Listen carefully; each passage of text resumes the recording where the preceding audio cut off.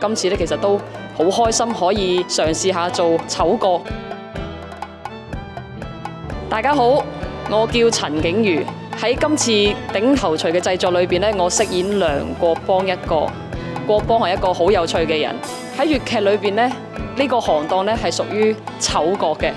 咁其實我平時喺粵劇裏邊咧就比較多飾演小生類啦，即係書生啦，或者係武生。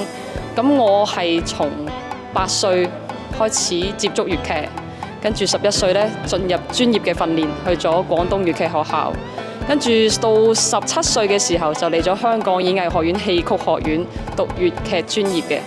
我之前都有睇過進念嘅製作1367，咁裏邊就有我嘅朋友黃安晴啦。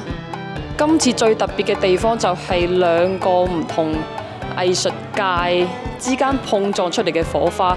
咁我都好期待今次喺話劇裏邊如何呈現一個粵劇出嚟。11月頂頭鎚，香港文化中心一個頂10個，記得嚟買飛。